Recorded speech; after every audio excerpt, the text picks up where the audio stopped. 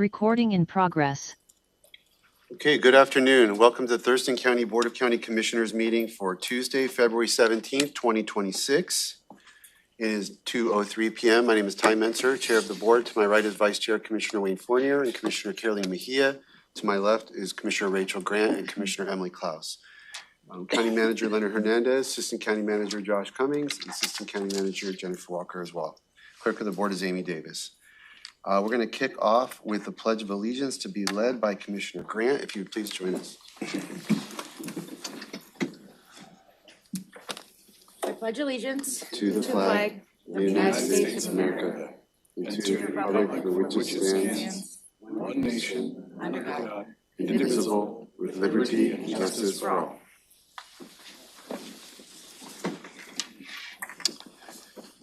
Next, we'll proceed with land acknowledgement. We would also like to start today with a land acknowledgement.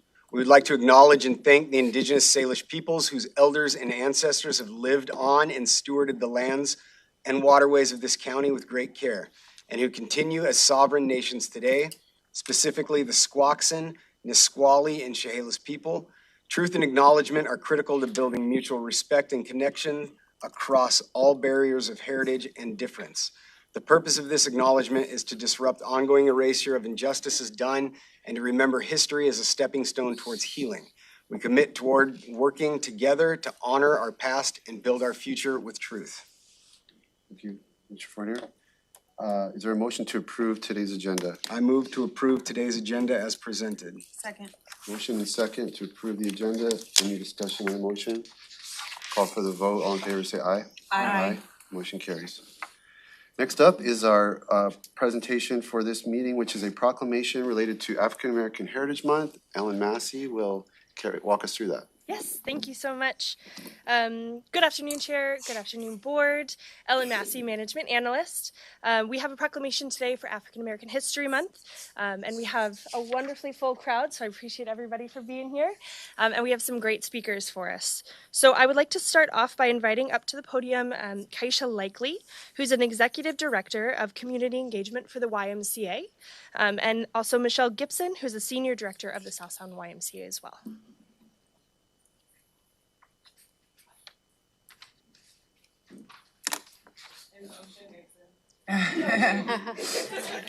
All right.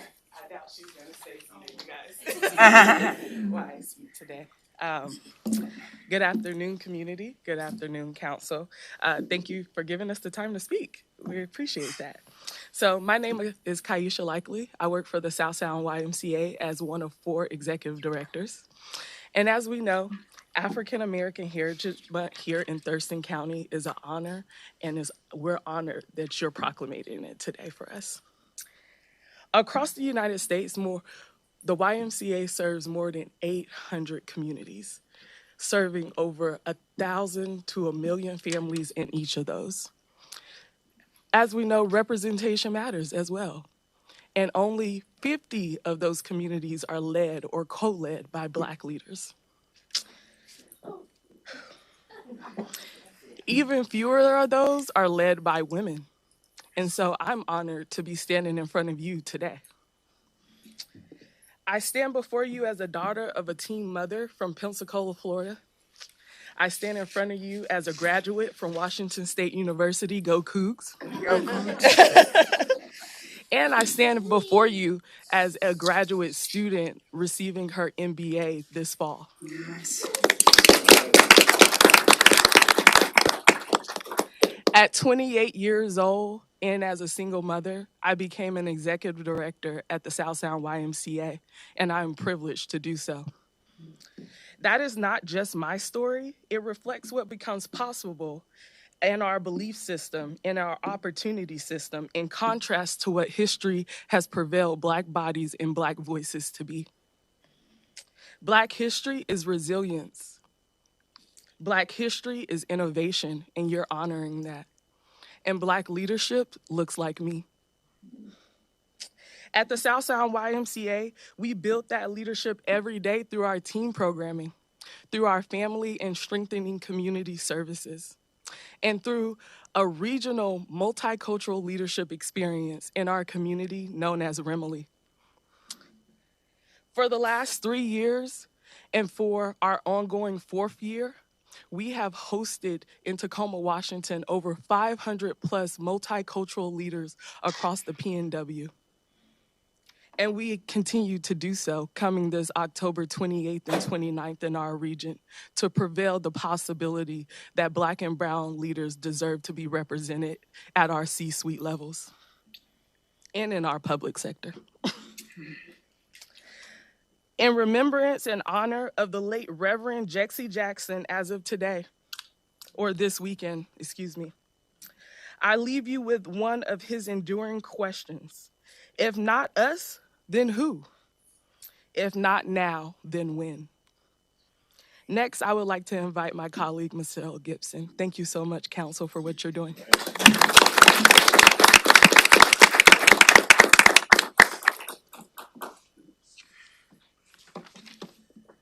Good afternoon, council members and neighbors. I'm going to try to project as much as possible. My voice is very soft. However, I just want to express gratitude for making space to recognize African American History Month or Black History Month.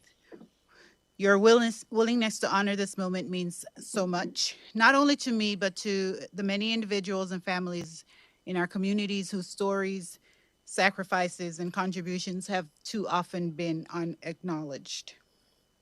Thank you, Kaisha, for sharing your reflections on your personal journey, the hopes and dreams carried across generation, and the vision of all that is possible for our future Black and brown leaders, and that their promise is made real because of the resilience, innovation, and leadership that have shaped our history and continue to shape our future.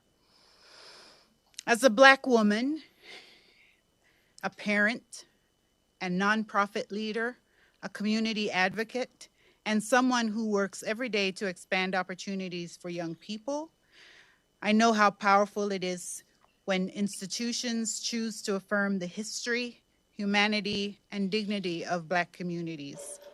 This proclamation is more than symbolic. It communicates that our county recognizes the worth, the brilliance, and the lived experiences of Black residents across generations. It says to our young people, the ones in our classrooms, the ones in our programs, in our neighborhoods, that they belong, that their dreams matter, that their voices have a place here.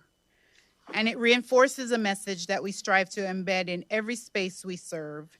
You are part of a legacy of resilience, creativity, leadership, and hope. Thank you for using your platform to uplift that truth. Thank you for recognizing that celebrating Black history is not only about honoring the past, but also about investing in the future, especially in the next generation of Black and brown leaders who are already imagining and creating what comes next. I'm grateful for your partnership and for your commitment to equity, not only in principle, but in practice. This recognition strengthens the work we do every day at as youth development leaders, board members, and community advocates. And before I thank you, and not on my script, I just want to say that it's disheartening that we have to keep having these conversations and trying to justify our existence. But here we are, and we matter. Thank you again for this acknowledgement and for standing with us in the collective work of building a community where every young person, every family, and every story is seen, valued, and supported.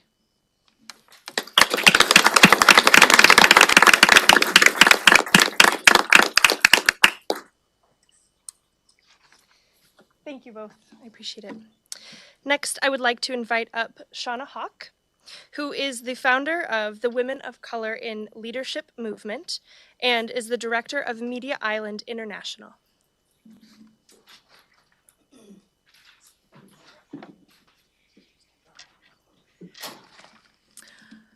Hello, everybody. Thank you for the invitation and the opportunity to speak. I'd like to start off by saying thank you for saying Pledge Allegiance to the flag. That felt very good. And it reminds me of the fact that this season, this time is specifically around celebrating Black Americans, foundational Black Americans, freedmen, descendants of slaves. That built the foundation of this country. So I know that I have in my own personal family folks that have served this country, but also before that, before the country was even, I can trace my lineage back to before it was even a country. So that's really important. This for my ancestors and foundational Black Americans. I feel like this is an opportunity for us to educate ourselves each time this comes around. Of course, Black History Month isn't just a month, but it's year round, but it's definitely a time to be able to do that. But I would invite folks to educate themselves, possibly by getting themselves a Black History Month, deck of cards so they can start learning. But there's so many opportunities, and I've learned so much. I mean, we owe foundational Black Americans so much for inventing things like the toilet, the ink well and the pen, the light, the traffic light, so many things. And honoring those and finding out more about our history is so important. And so, yeah, we are still having these conversations, but it's necessary because people are trying to say we have no culture or other folks built the country. We built the country. Foundational Black Americans did. So I'd also like to invite y'all, because we've been doing some really important work downtown Olympia and getting the city of Olympia to rename a park downtown, the Rebecca Howard Park. And that's named after a Black American businesswoman from the 1800s. We are working really hard to get the city to follow through on that and get that park done. But for the last 5 years, we've been doing our Juneteenth celebration event there. And I'd like to invite all of you to come out this year, June 20th. We're looking for Black-owned businesses and organizations to come and be able to table. Everyone's invited to come and celebrate, spend money, but it's free. It's a free event, but definitely support. Have some delicious food and just gather, possibly do some drumming and just have a good time. Also, this Friday, there's an event happening at the Washington Center. Dr. Joy DeGruy, author of Post-Traumatic Slave Syndrome, she's going to be, and we have a flyer that's hung up out there. She's going to be talking about continuous racism in the educational system. And let me see, because I did have some, I think I hit everything. Oh, the colors red, black, and green. Some folks know that as the Pan-African flag, but other folks also know it as the Black Liberation colors. So it's the red for the blood that was spilt and sacrificed in the new birth, black for the skin, the Black people, and green for the earth. We've always been about the environment. We worked the land, whether forced, even before we came here. And there was also Black people indigenously here in the Americas before that, many of us. So give you just kind of some more education around the colors and the colors that we use sometimes. And then there's also the foundational Black American flag too. I don't have a symbol of that, but just so you know, if you start hearing conversations around that, there's a renaissance that's happening within the Black community that's really reclaiming, finding out more of our history, doing our genealogical research. So, and this is the time for that as well. So thank y'all so much. Thank you.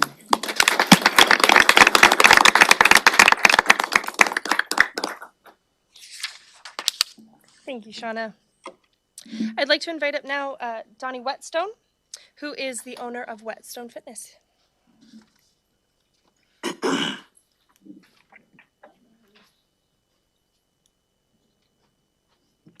Good afternoon.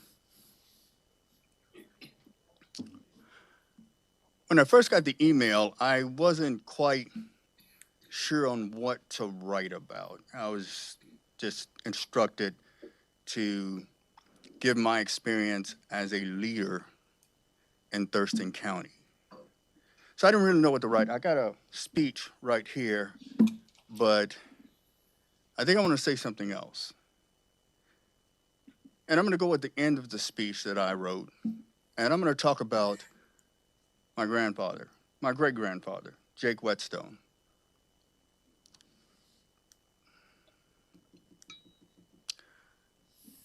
Jake Whetstone is not my blood relative. My grandmother, or my great-grandmother at the time, she had born on her kids, including my grandfather.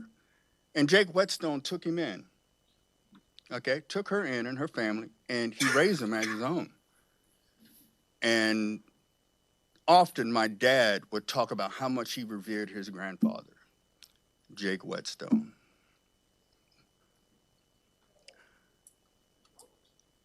When I am in my gym, and I've been in this business 30 years. I've been serving Thurston County for 30 years. Started as a floor trainer, okay? worked my way up with the work doing studios, and now I've got my own gym. Okay, just recently bought the building to it.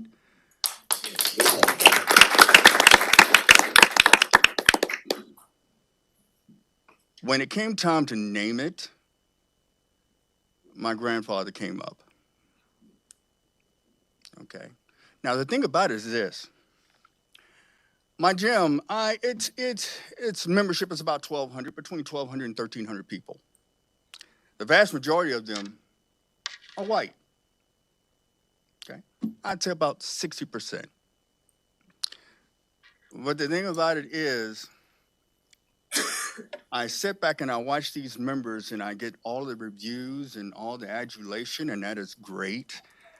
But sometimes I have to sit back and I think, I says, hey, look, they're the kids and grandkids of individuals who would not have given my grandfather the time of day.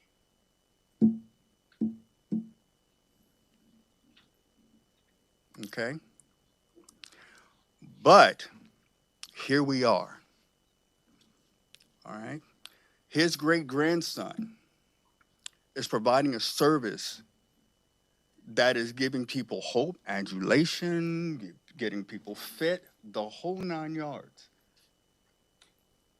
So sometimes it's not just about accountability, but it's about contribution. Okay? Black-owned businesses aren't here for just black people. Black-owned businesses are here for everyone. Everyone benefits. I know this for sure. I know it firsthand. I just need that to sink in because I'm not alone. There are lots of businesses out there to where everyone is benefiting. No one loses if one group is being recognized. No one loses. I just felt that I had to say that. I don't want the true meaning to be lost.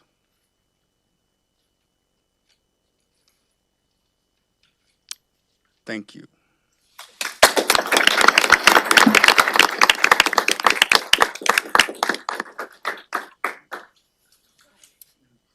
Thank you so much. Yeah. So those are our speakers, Chair. But there are a lot of folks in the room that I would like to acknowledge. I would like to acknowledge Sheriff Sanders. I would like to acknowledge the large group of folks from Tumwater here today as well. We have the Thurston County NAACP in attendance today. We have the Thurston County Chamber with CEO and President David Shafford and Mia Ong, who they run a South Sound BIPOC directory for folks who are wanting to get more information about all of the, or some, not all of them, but some of the incredible businesses that are owned here in South Sound that's run through the chamber. We have Merritt and Marsha Long. We have Dr. Thelma Jackson. We have Parfait Basilet. Other folks want to introduce yourselves that I've missed? Great. Well, I really appreciate everyone for being here today. Thank you for the proclamation, and I will turn it back to you, Chair, to read the proclamation, and then we'll, if you're willing, recess into the lobby for photos and some light hors d'oeuvres. Okay, Mr. Vice Chair. This is a Thurston County proclamation for African American History Month. Whereas in 1619, 20-plus kidnapped Africans were brought to these shores for more than 250 years. Millions of human beings of African descent were enslaved and were regarded as 3/5 of a person by the U.S. Constitution. And whereas African American History Month provides an opportunity to honor the rich history, culture, and enduring contributions of African Americans whose resilience, leadership, and creativity have helped shape the social, cultural, and economic fabric of our nation. And whereas despite facing generations of systemic barriers and inequities, Black and African American entrepreneurs have built businesses that serve as engines of economic opportunity, innovation, and community stability, often creating pathways to wealth, employment, and self-determination where few previously existed. And whereas African American and Black-owned businesses play a vital role in strengthening local economies, preserving cultural heritage, and fostering inclusive growth, while also serving as anchors within communities and sources of inspiration for future generations of leaders and entrepreneurs. Whereas Black history is past, present, and future, while commemorating the outstanding legacy and strength of African American and Black people is important, we must also meaningfully engage in the present and invest intentionally in a more equitable and prosperous future. Now therefore be it resolved, the Board of Thurston County Commissioners hereby proclaim February 2026 as Black History Month in Thurston County and calls on all residents to actively engage in events, discussions, and reflections that honor the immense contributions of African Americans to our community and our nation, adopted the 17th day of February 2026 by the Board of County Commissioners.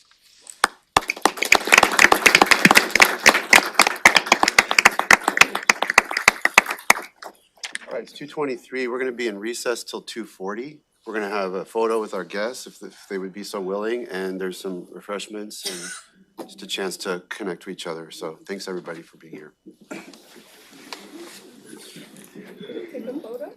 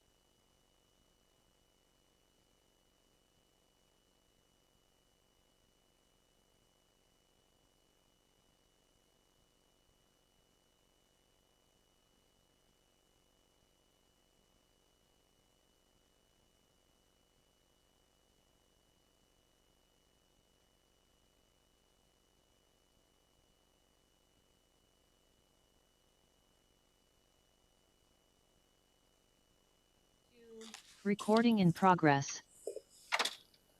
Okay, it's 2:43. We are back from our short recess related to our African American History Month proclamation. Now we're up to item 3, which is public comment related to agenda items. And if somebody has a pressing time concern and can't stay any later, we'll take a general public comment, but we will very shortly be getting to general public comment. And I have some folks signed up for that. I don't have anyone signed up for public comment related to an agenda item. Anyone in the room that maybe wanted to and didn't get a chance to sign up? Okay, let me check online. Anyone online who is here to provide public comment for an agenda item? And we do have a 3:30 public hearings coming up. Okay, go ahead. Can you read that name for me? Kurt Olson. Okay, let me do, are you here for public comment? Okay, let me do the advisements and then we'll give you your time. Board of County Commissioners welcomes comments from the public. There are guidelines governing such comments to ensure they are appropriate. And introduce yourself and the area of the county in which you reside. State, if you're speaking to the agenda, state the agenda item you're speaking to. Address the board, not audience or staff. Silence your cell phone. The board does not respond directly to public comment, but the county manager may follow up with specific items on an as-needed basis.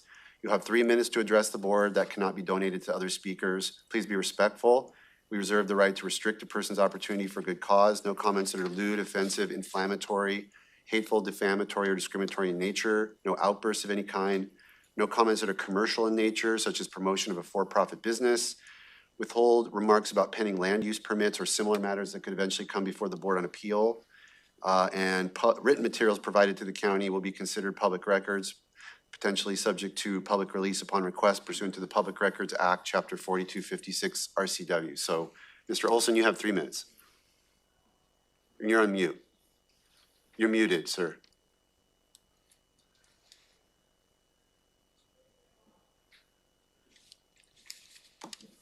Sorry, I forgot to unmute myself. My name is Cord Olson. I am speaking in support of the Thurston Residential Energy Performance Rating and Disclosure Ordinance. I'm a green building consultant who's overseeing the design and construction of many buildings, including the Olympia City Hall. I'm also co-author of the Home Energy Score Bill in the Washington Legislature that would set a statewide standard format for reporting home energy characteristics. Oregon and several other states have set up such standards. The Washington bill is currently stalled because opposition people have filed dozens of amendments that make it too cumbersome for a floor vote to be taken. The proposed Thurston County ordinance conforms to the federal reporting mechanism proposed in our Washington State Legislature bill. It is quite similar to ordinances adopted by cities across Oregon after their state, pardon me, after their state adopted the Federal Department of Energy's standard home energy score reporting tool. This Thurston ordinance would, at the same time that a home is listed for sale, require a report of the home energy usage and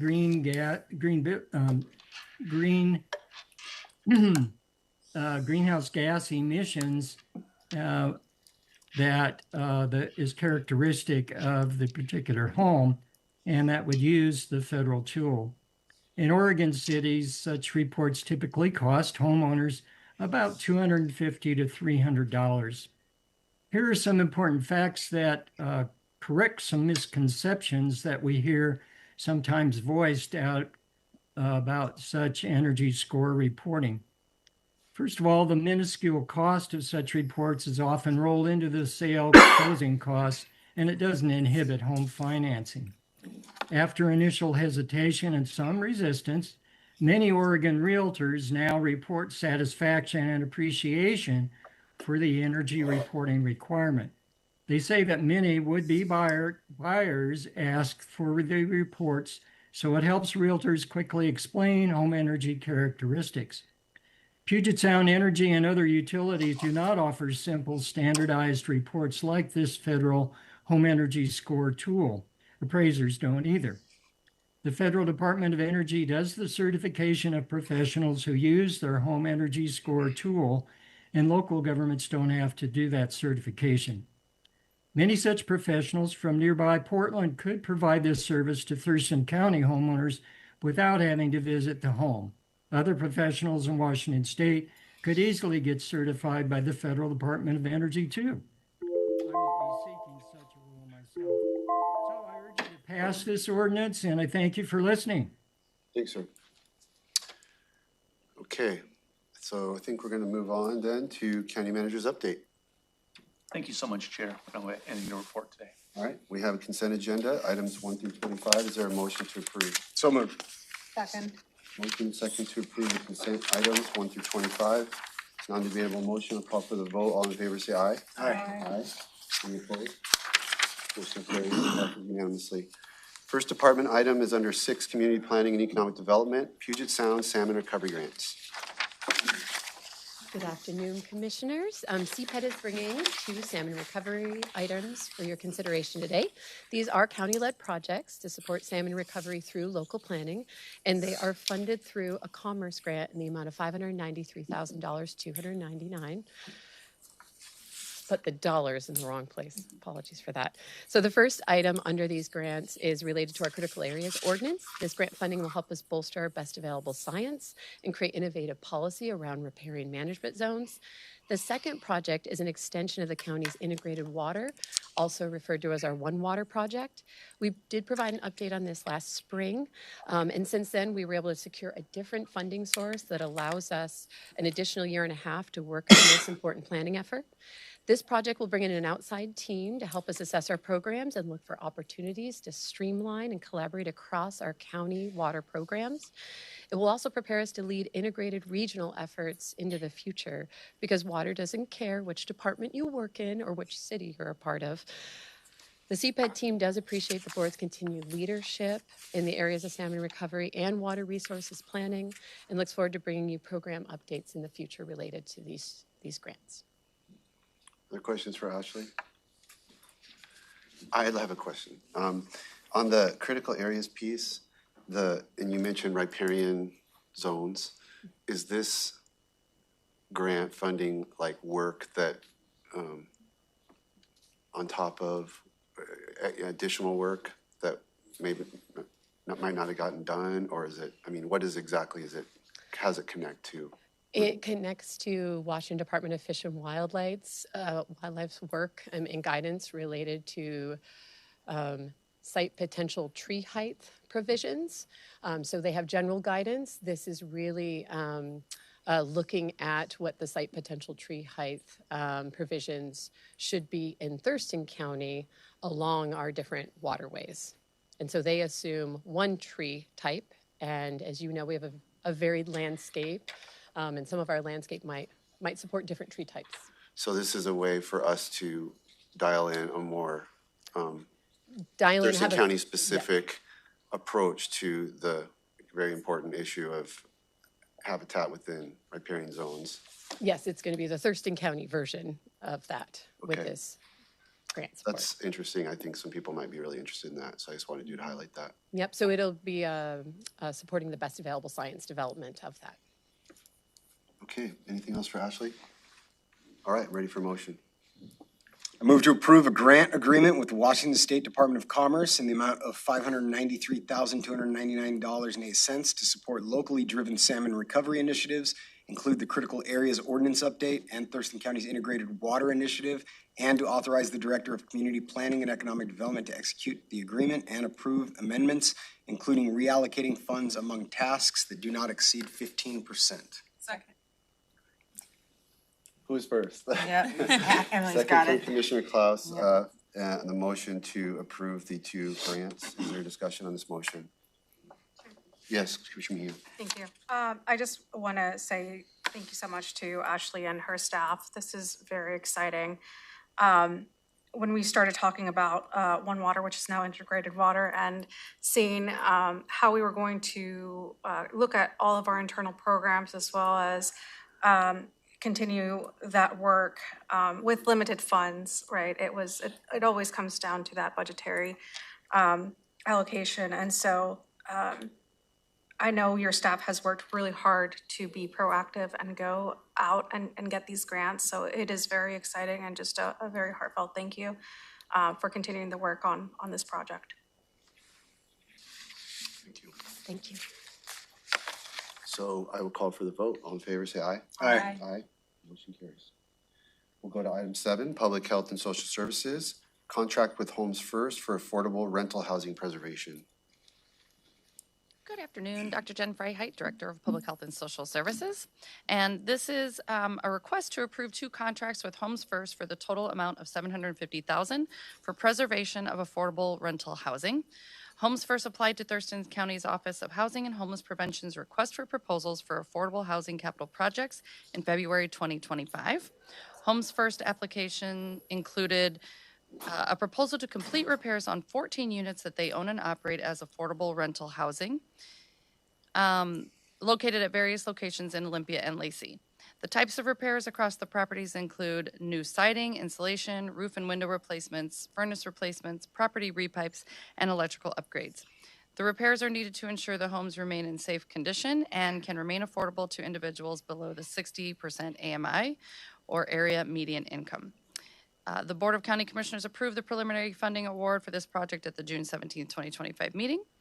$582,416 of this funding would come from HB 1406 fund, which is generated from a local sales and use tax, and the remaining $167,584 would come from SB 5386, a local document recording fee. And the Office of Housing and Homeless Prevention staff have completed all pre-contract requirements, and Homes First is ready to proceed with this project at your approval. Questions for Dr. Freiheit?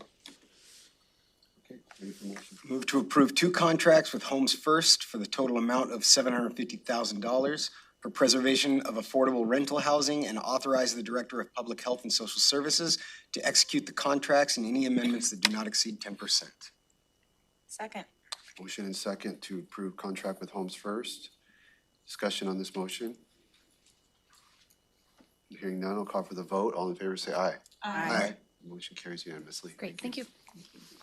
Public Works is up next. Item 1 is resolution for temporary closure of Little Rock Road Southwest at the crossing of Bloom's Ditch. Good afternoon, County Commissioners. Matt Unselman, Thurston County Public Works. Public Works is requesting permission from the Board of County Commissioners to temporarily close Little Rock Road at the crossing of Bloom's Ditch to accommodate the construction of the Little Rock Road and 113th Avenue Bridge and Intersection Improvements Project. Yes, that's probably the longest project title I've had to do.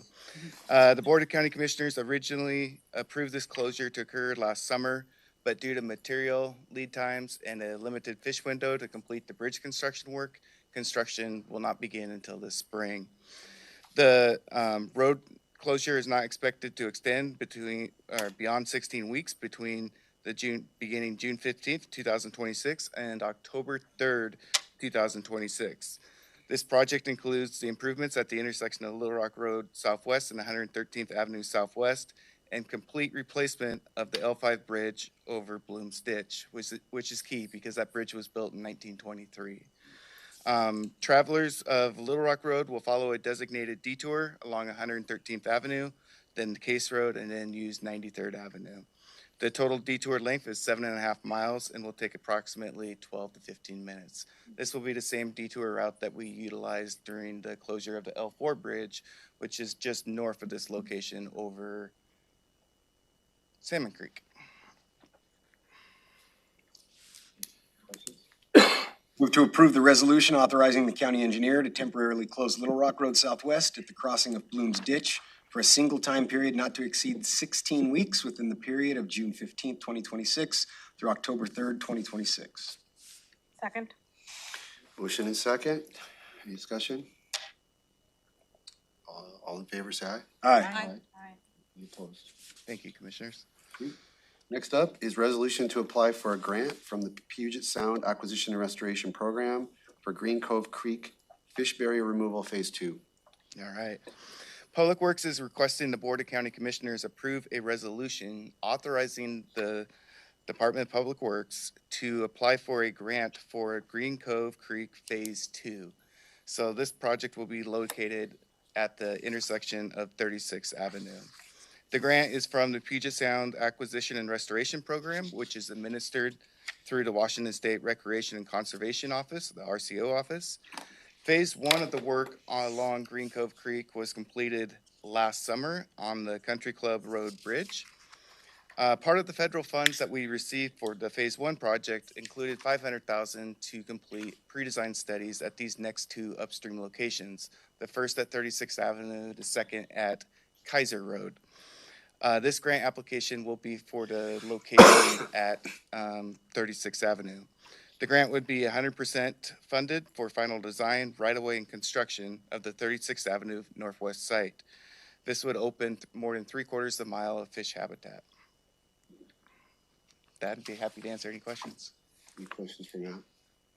I just want to highlight that, this one, we talked a lot about Phase 1, and that was a big project, had a lot of different funding sources. But at the time we were scrambling to get those funding sources, we collaborated with the Squaxin Island and Tribe, as well as the Salmon Recovery, the RIA 13 Salmon Recovery Committee, who had ideas about how we could link these projects and have a better chance of getting grant money. And like we landed that one that connected Phase 1 to Phase 2, and now we're working on Phase 2 and Phase 3. So I mean, it's like all precipitated by a failure of a culvert, but by working across these different groups and kind of hearing people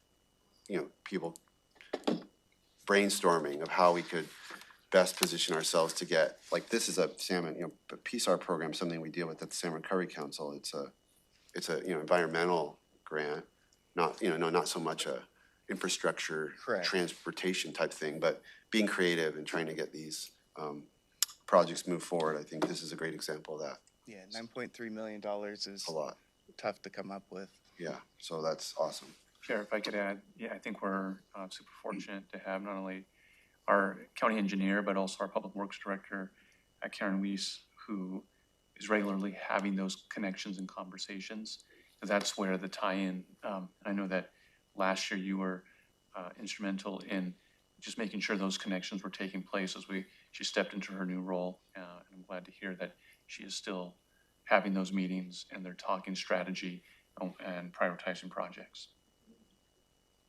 Yeah, I remember the Squaxin Tribe was just, they were like, we're already working, and Riot 13, both of them were like, we're already working on this from a fish perspective. So, but we need like multiple phases Exactly. to accomplish our goals, and that would help you with your goal. So it was just having that collaboration. It could have never happened if we, don't reach out like that. So, okay, any other discussion? We have a motion. No, we Move to don't. approve the resolution authorizing the Director of Public Works to approve $9.3 million grant application for fish barrier removal at 36th Avenue Northwest at Green Cove Creek Fish Passage from the Puget Sound Acquisition and Restoration Program administered through the Washington State Recreation and Conservation Office, and all subsequent agreements and amendments. Motion and second to approve the resolution authorizing the grant application. Discussion on the motion. Call for the vote. All in favor, say aye. Aye. Aye. Motion carries. Thank you, Matt. All right, thank you. All right, we're up to public comment for general matters, and Mr. Pettit, you're up first with Mr. Jewett on deck.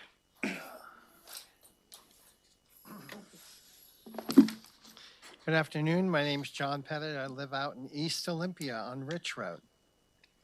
Today I'm going to end up, so to speak, stirring the pot a little bit. I want to make a note here that all of you took an oath of office.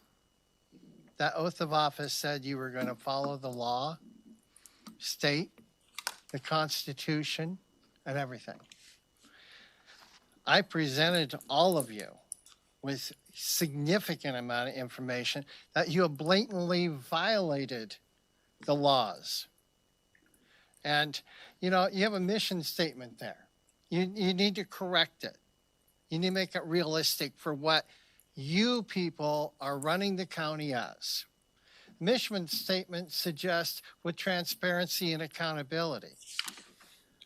The mission statement should say through fraud, deceit, and no accountability.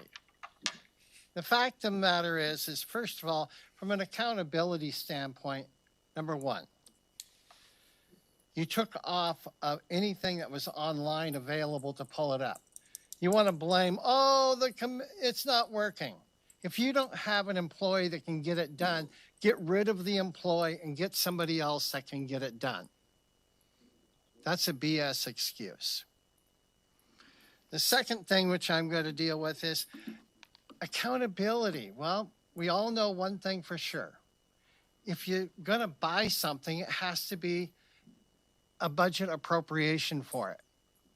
You as commissioners spent $35 million on a set of buildings without a budget appropriation. By law, you're responsible to pay that. Maybe you guys can join together, round up $35 million to reimburse the county. You will be held accountable, but I'm not going to take it from one end over here. I'm going to let the state auditor do it. I'm going to let the state attorney general formally hold action against you because it's probably going to remove all of you. Then we have another thing about resolutions. We're making multiple resolutions with the same resolution number. And what happens is the one that's important or more important to a great degree is the one that suddenly disappears, doesn't get shown. That's a problem. Why? It's deceitful. Then the final I'm going to close with is all of you voted knowing that an example here, property tax is due by a certain day. Statutory dates are extremely important. The statutory date for a certification of property tax to the assessor was December 15th. December 19th, you decided to go ahead and send new levies through to raise every property taxpayer's property tax in this county. That's wrong, it's deceitful. You wouldn't allow a private party to do it, and you need to back off and take it back and reimburse the people. If you can't handle the job, truthfully and honestly, resign, get out. Mr. Jewett, with Ms. Rabaglia on deck. It's going to be a tough one to follow. Dean Jewett is my name. Thank you for allowing me to be here. I want to speak about something fundamental to good governance. Diversity of perspective, not diversity as a slogan, but diversity in practice. Diversity of thought, experience, background, and yes, even ideology. People are a lot like books in a library. Every book is different. Some challenge us, some comfort us, some we personally enjoy, and others we may never choose to read. But a healthy library does not remove books simply because they are not liked by everyone. A library exists to serve the whole community, not just the preference of a few. People are the same way. Not everyone likes everyone else. Not every viewpoint resonates with every person in this room. And that is not a problem to be solved. It is a strength to be protected. When boards and commissions include people who think differently, ask different questions, and see issues from different angles, decisions are more thoughtful, more balanced, and more representative of the public we serve. When one or two individuals use influence to silence perspectives, remove materials, or prevent a duly appointed member from taking their seat, that is no longer governance, it's selective exclusion. It is discriminatory in practice, even if not in name. And this is not just a I can't ever pronounce that word. Physiological? Yeah, that one. It has a real consequence. When participation is restricted or members are prevented from serving, boards cannot function as intended. Meetings stall. Representation breaks down, and sometimes the most basic responsibility of public service, conducting official business, becomes impossible. Without full participation, you risk not having a quorum. Without a quorum, you cannot vote. Without votes, budgets stall, policies remain unresolved, urgent community concerns go unaddressed. The public loses not just representation, but results. This is how selective exclusion moves from principle to impact, from disagreement to dysfunction. Public boards do not exist to reflect uniformity. They exist to reflect the public, and the public is not uniform. If we want strong institutions, we must protect the right of duly appointed members to serve. We must ensure that disagreement is not treated as disqualification, and we must remember that governance works best when it resembles a well-stocked library. board, inclusive, and accessible to all. Because in the end, the goal is not to create spaces where everyone agrees. The goal is to create spaces where everyone is represented and the work of serving the public can actually get done. So I'm waiting on an appointment for a library board for Mason County, and I've been waiting for a year. So I would like you guys all to get together. If you have any questions of me, Rachel came up, had some questions. We had a conversation. I am an open book, transparent. If you have a question, reach out. I'll make sure that you guys are all emailed with my contact information, and I would like to go forward. Thank you.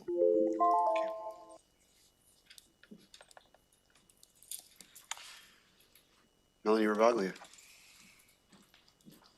Greetings. For the record, my name is Melanie Rabalia, residing here in the great state of Washington, working for a living here in the great Thurston County. I'm here before you today to speak about a yearly event that happens here in Thurston County, Procession of the Species. Created by the community for the community, the Procession of the Species is a joyous artistic pageant embracing the languages of art, music, and dance to inspire learning, appreciation, and protection of the natural world. The intent of procession is to elevate the dignity of human spirit by enhancing the cultural exchange that we have with each other and with the natural world. And we do that through imagination, creation, and sharing. Held in downtown Olympia, Luminary Procession will happen on the evening of Friday, April the 24th. And following afternoon, Saturday, April 25th, is the traditional procession. Today, I am here inviting you all to participate, create, develop, build, and help make this event happen. I appreciate all of your involvement in all of our local events, the sheriff included. For instance, Bucota and the casket races. This year, I intend on visiting the Bucota City Council and encouraging them to create a colony. The Bucota bats, maybe even a large swirling group of bats creating a cauldron. I learned something new. A group is a cauldron. So, the studio for workshops is still in the works, along with our first event on Saturday, February the 28th, Loadout, moving the storage units into the studio that we're not sure of yet. Stay in touch. We need trucks. We need strong humans, lots of humans. We need funding. We need funding. This year, without the armory, we're also in need of space. We need more music. Hi, Ty. Music. We need school bands. We need local bands. We need drummers. Everybody can bang drums. We need your help. Olympia, Lacey, Tumwater, Bucota. We all are part of Procession. We all want to make this happen. The website is www.procession.org. They have a web page, Facebook page also, Olympia Procession. Stay in touch. There's lots of things happening. I will be back with updates. Thanks for listening. Okay, anyone else who didn't get a chance to sign up for general public comment? We will have our public hearing starting at 3:30. Anyone online? Okay, let's move to Commissioner's Community Reports. Commissioner Klaus, why don't you start? Yep. Yeah, I need to pull. Commissioner Mejia? Go to one end or the other.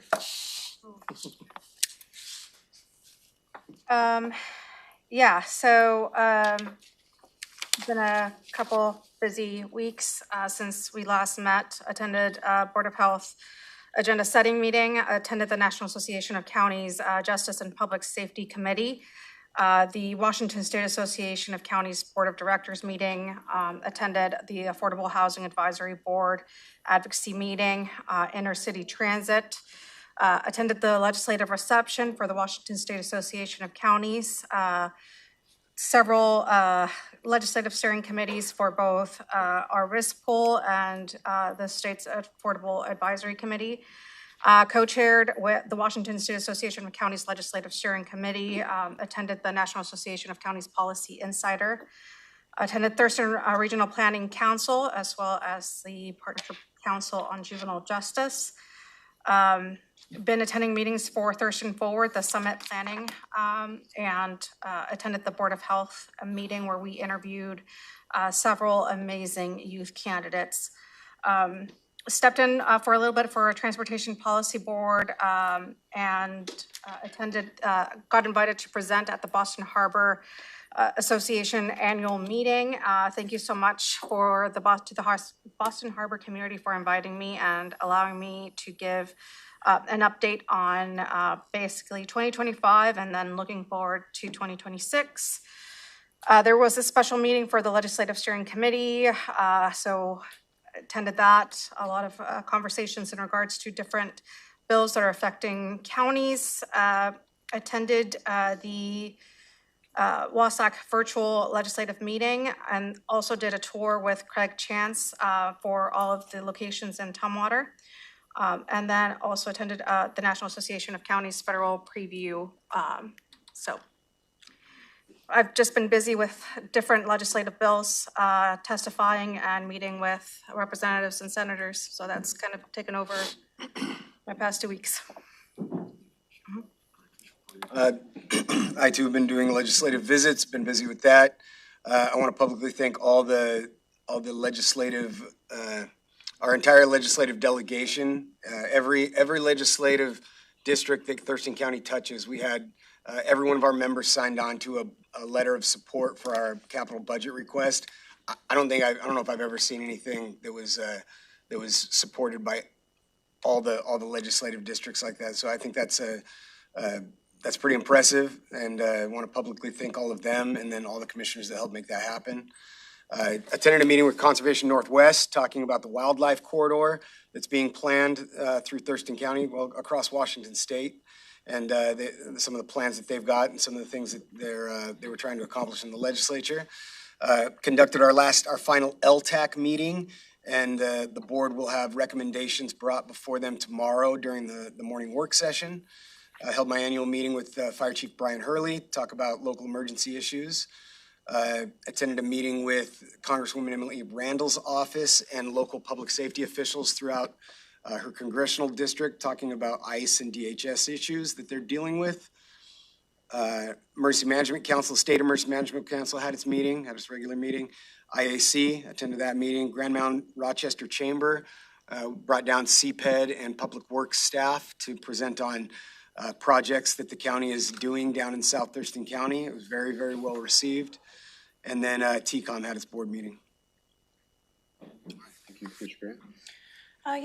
Let's see. So I attended the Thurston County Opioid Abatement Council, the Fair Board meeting, the National Association of Counties Health Steering Committee meeting, and then the National Association of Counties Legislative Conference preview. Some of us will be going to DC this week to represent the county and talk about more legislative things over in DC. Attended briefly the Transportation Policy Board meeting. Thank you, Commissioner Mejia, for covering for me while I attended the Seahawks celebration. So that's where I went and did that.